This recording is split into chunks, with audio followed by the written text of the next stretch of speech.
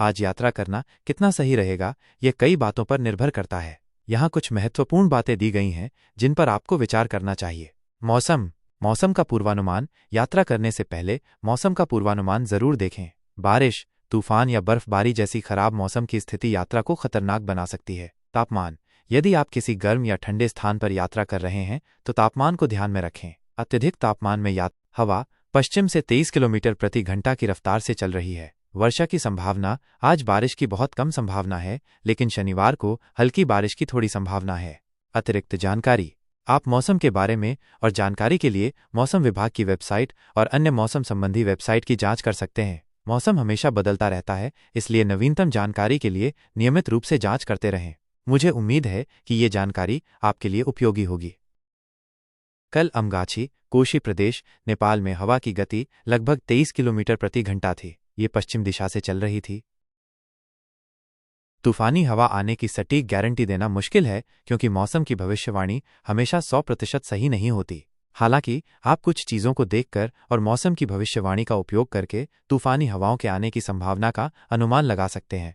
मौसम की भविष्यवाणी। मौसम विभाग की वेबसाइटों और ऐप्स पर नियमित रूप से मौसम की भविष्यवाणी देखें। गंभीर मौसम अलर्ट पर ध्यान दें, जैसे कि आंधी, तूफान या तेज हवाओं की चेतावनी। यदि मौसम की भविष्यवाणी में तेज हवाओं या तूफान की संभावना दिखाई देती है तो तैयार रहें। आसमान और वातावरण। यदि आसमान में काले घने बादल दिखाई देते हैं तो यह तूफान का संकेत हो सकता है। यदि हवा अचानक तेज हो जाती है या दिशा बदल जाती है तो यह तूफान का संकेत हो सकता है। यदि आपको बिजली चमकती हुई या गरज सुनाई देती है तो यह तूफान का संकेत हो सकता है। सावधानियां। यदि आपको लगता है कि तूफानी हवाएं आ सकती हैं तो सुरक्षित स्थान पर आश्रय लें। खिड़कियों और दरवाजों को बंद कर दें और बाहर न जाएं। यदि आप बाहर हैं तो किसी मजबूत इमारत या वाहन में आश्रय लें। पेड़ों, बिजली के खंभों और अन्य ऊंची वस्तुओं से दूर रहें। याद रखें, मौसम अप्रत्याशित हो सकता है, इसलिए हमेशा सतर्क रहें और तैयार रहें। यदि आपको किसी गंभीर मौसम की स्थिति का सामना करना पड़ता है तो स्थानीय अधिकारियों के निर्देशों। आज यात्रा करना कितना सही रहेगा, ये कई बातों पर निर्भर करता है। यहाँ कुछ महत्वपूर्ण बातें दी गई हैं जिन पर आपको विचार करना चाहिए। मौसम का पूर्वानुमान। यात्रा करने से पहले मौसम का पूर्वानुमान जरूर देखें। बारिश, तूफान या बर्फबारी जैसी खराब मौसम की स्थिति यात्रा को खतरनाक बना सकती है। तापमान।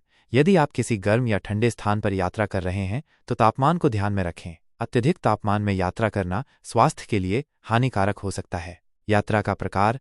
सड़क यात्रा। यदि आप सड़क यात्रा कर रहे हैं तो सड़क की स्थिति, यातायात और अपनी गाड़ी की स्थिति की जांच करें। लंबी यात्राओं के लिए सुनिश्चित करें कि आपकी गाड़ी अच्छी स्थिति में है और आपने पर्याप्त आराम किया है। हवाई यात्रा के लिए अपनी उड़ान के समय देरी और रद्द होने की संभावनाओं की जांच करें। हवाई अड्डे पर सुरक्षा नियमों का पालन करें और समय से पहले पहुंचें।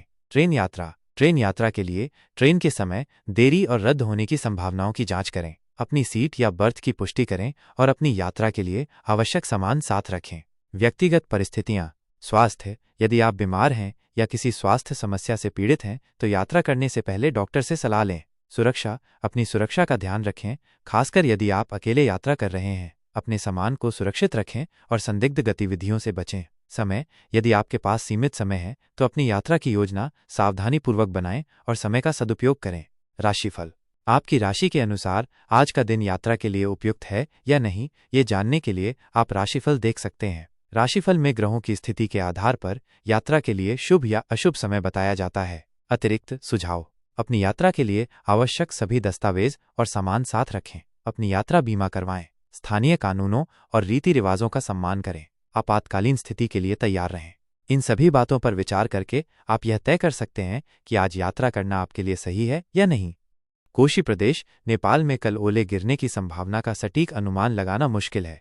मौसम की भविष्यवाणी अक्सर बदलती रहती है और ओलावृष्टि स्थानीय मौसम की परिस्थितियों पर निर्भर करती है। हालांकि मैं आपको कुछ सामान्य जानकारी दे सकता हूं। मौसम विभाग की जानकारी। मौसम विभाग की वेबसाइटों और ऐप्स पर नियमित रूप से मौसम की भविष्यवाणी देखें। यह आपको नवीनतम जानकारी प्रदान करेगा। गंभीर मौसम अलर्ट पर ध्यान दें, जैसे कि आंधी, तूफान या ओलावृष्टि की चेतावनी। नेपाल के मौसम विभाग की वेबसाइट पर आप जानकारी ले सकते हैं। ओलावृष्टि के संकेत। यदि आसमान में काले घने बादल दिखाई देते हैं तो यह ओलावृष्टि का संकेत हो सकता है। यदि आपको तेज हवाओं के साथ गरज और बिजली सुनाई देती है तो यह ओलावृष्टि का संकेत हो सकता है। सावधानियां। यदि आपको लगता है कि ओलावृष्टि हो सकती है तो सुरक्षित स्थान पर आश्रय लें।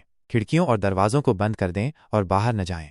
यदि आप बाहर हैं तो किसी मजबूत इमारत या वाहन में आश्रय लें। पेड़ों, बिजली के खंभों और अन्य ऊंची वस्तुओं से दूर रहें। यहाँ कुछ अतिरिक्त मौसम की जानकारी के लिए कई ऐप उपलब्ध हैं, जिनमें से कुछ सबसे लोकप्रिय हैं। AccuWeather। यह ऐप विस्तृत मौसम पूर्वानुमान, रडार और अन्य मौसम संबंधी जानकारी प्रदान करता है। यह ऐप विशेष रूप से मिनटकास्ट नामक एक सुविधा प्रदान करता है जो आपको मिनट दर मिनट वर्षा पूर्वानुमान देता है। The weather channel. यह ऐप भी विस्तृत मौसम पूर्वानुमान, रडार और अन्य मौसम संबंधी जानकारी प्रदान करता है। यह ऐप गंभीर मौसम अलर्ट भी प्रदान करता है जो आपको आने वाले तूफानों या अन्य खतरनाक मौसम की घटनाओं के बारे में सूचित करता है। Google weather. यह ऐप आपके गूगल ऐप के साथ एकीकृत है और यह आपको जल्दी से मौसम की जानकारी देखने की अनुमति देता है। यह ऐप सरल और उपयोग में आसान है और यह बुनियादी मौसम पूर्वानुमान जानकारी प्रदान करता है। इन ऐप्स के अलावा कई अन्य मौसम ऐप भी उपलब्ध हैं। आप अपनी आवश्यकताओं के लिए सबसे अच्छा ऐप खोजने के लिए विभिन्न ऐप्स को आजमा सकते हैं। यहाँ कुछ अतिरिक्त सुझाव दिए गए हैं। यदि आप एक ऐसा ऐप चाहते हैं जो विस्तृत मौसम पूर्वानुमान जानकारी प्रदान करता है तो AccuWeather या द वेदर चैनल एक अच्छा विकल्प है। यदि आप एक ऐसा ऐप चाहते हैं जो उपयोग में आसान हो और बुनियादी मौसम पूर्वानुमान जानकारी प्रदान करता हो तो गूगल वेदर एक अच्छा विकल्प है। यह सुनिश्चित करने के लिए कि आप सबसे सटीक जानकारी प्राप्त कर रहे हैं, हमेशा एक विश्वसनीय स्रोत से मौसम की जानकारी की जांच करें।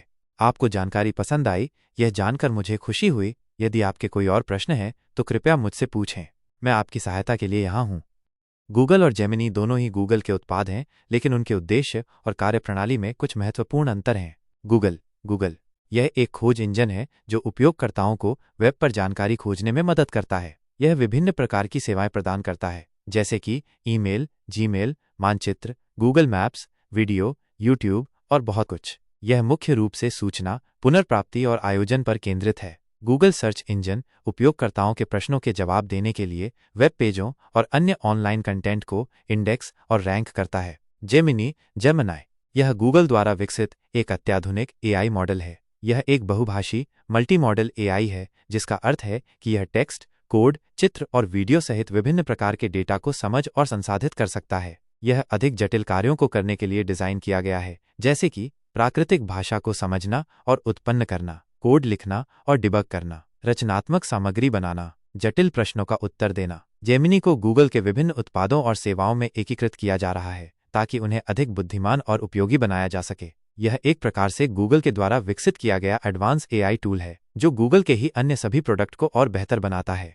मुख्य अंतर उद्देश्य गूगल मुख्य रूप से जानकारी खोजने और व्यवस्थित करने के लिए है, जबकि जेमिनी अधिक जटिल कार्यों को करने के लिए डिज़ाइन किया गया एक AI मॉडल है। कार्यप्रणाली गूगल खोज इंजन वेब पेजों को इंडेक्स और रैंक करता है, जबकि जेमिनी विभिन्न प्रकार के डेटा को समझने और उत्पन्न करने के लिए AI का उपयोग करता है। क्षमताएं जेमिनी में प्राकृतिक भाषा को समझने और उत्पन्न करने, कोड लिखने और डिबग करने और रचनात्मक सामग्री बनाने की क्षमता है जो गूगल खोज इंजन में नहीं है। जेमिनी को गूगल के विभिन्न उत्पादों को और अधिक बेहतर बनाने के लिए बनाया गया है। संक्षेप में, गूगल एक खोज इंजन है, जबकि जेमिनी एक AI मॉडल है जिसका उपयोग गूगल के उत्पादों और सेवाओं को बेहतर बनाने के लिए किया जा रहा है।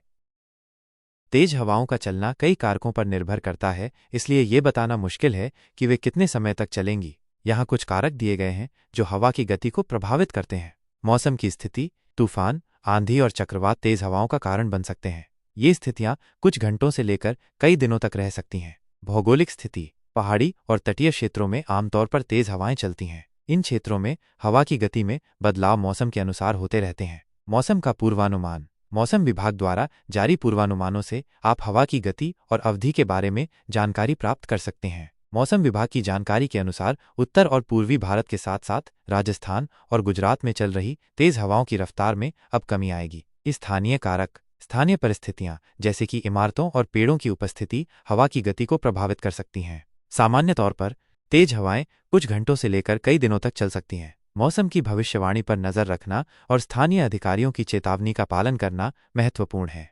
सावधानियां तेज हवाओं के दौरान घर के अंदर रहना सबसे सुरक्षित है। पेड़ों और बिजली के खंभों से दूर रहें। यदि आप बाहर हैं तो किसी मजबूत इमारत में आश्रय लें। मौसम विभाग के द्वारा समय समय पर चेतावनी जारी की जाती है। रंगली से विराटनगर तक की दूरी 119 किलोमीटर है और यात्रा में 3 घंटे 37 मिनट लगेंगे।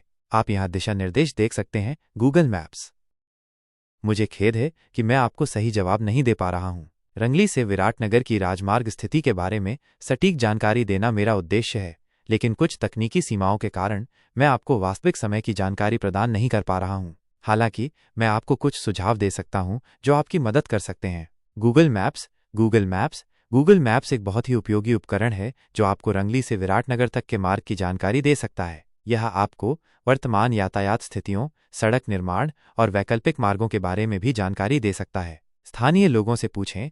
यदि आप रंगली या विराटनगर में रहते हैं तो आप स्थानीय लोगों से राजमार्ग की स्थिति के बारे में पूछ सकते हैं। वे आपको सबसे अद्यतित जानकारी प्रदान करने में सक्षम हो सकते हैं। यात्रा से पहले जांच करें। यदि आप रंगली से विराटनगर की यात्रा की योजना बना रहे हैं तो यात्रा से पहले राजमार्ग की स्थिति की जांच करना हमेशा एक अच्छा विचार है। आप गूगल मैप्स या स्थानीय समाचार स्रोतों का उपयोग करके ऐसा कर सकते हैं। मुझे उम्मीद है कि ये सुझाव आपकी मदद करेंगे। इस प्रकार है हुलाकी राजमार्ग। हुलाकी राजमार्ग नेपाल के तराई क्षेत्र में पूर्व से पश्चिम तक फैला हुआ एक प्रमुख राजमार्ग है। यह राजमार्ग भारत की सीमा के समानांतर चलता है और तराई क्षेत्र के कई महत्वपूर्ण शहरों और कस्बों को जोड़ता है। मोरंग जिले में यह राजमार्ग कारसिया से विराटनगर तक फैला हुआ है और इस क्षेत्र के विकास में महत्वपूर्ण भूमिका निभा रहा है। सड़क की स्थिति। हाल के वर्षों में हुलाकी राजमार्ग के इस खंड का व्यापक रूप से सुधार किया गया है। अधिकांश भाग में सड़क पक्की है और अच्छी स्थिति में है, जिससे यात्रा सुगम हो गई है। हालांकि कुछ स्थानों पर सड़क निर्माण या मरम्मत कार्य चल रहा है, जिसके कारण अस्थायी रूप से यातायात में बाधा आ सकती है। विशेष रूप से मानसून के मौसम में कुछ स्थानों पर जलभराव या अन्य समस्याओं के कारण सड़क की स्थिति प्रभावित हो सकती है। आज यात्रा करना कितना सही रहेगा, यह कई बातों पर निर्भर करता है। यहाँ कुछ महत्वपूर्ण बातें दी गई हैं जिन पर आपको विचार करना चाहिए। मौसम का पूर्वानुमान। यात्रा करने से पहले मौसम का पूर्वानुमान जरूर देखें। बारिश, तूफान या बर्फबारी जैसी खराब मौसम की स्थिति यात्रा को खतरनाक बना सकती है। तापमान। यदि आप किसी गर्म या ठंडे स्थान पर यात्रा कर रहे हैं तो तापमान को ध्यान में रखें। अत्यधिक तापमान में यात्रा करना स्वास्थ्य के लिए हानिकारक हो सकता है। यात्रा का प्रकार। सड़क यात्रा। यदि आप सड़क यात्रा कर रहे हैं तो सड़क की स्थिति, यातायात और अपनी गाड़ी की स्थिति की जांच करें। लंबी यात्राओं के लिए सुनिश्चित करें कि आपकी गाड़ी अच्छी स्थिति में है और आपने पर्याप्त आराम किया है। हवाई यात्रा के लिए अपनी उड़ान के समय देरी और रद्द होने की संभावनाओं की जांच करें। हवाई अड्डे पर सुरक्षा नियमों का पालन करें और समय से पहले पहुंचें। ट्रेन यात्रा के लिए ट्रेन के समय देरी और रद्द होने की संभावनाओं की जांच करें।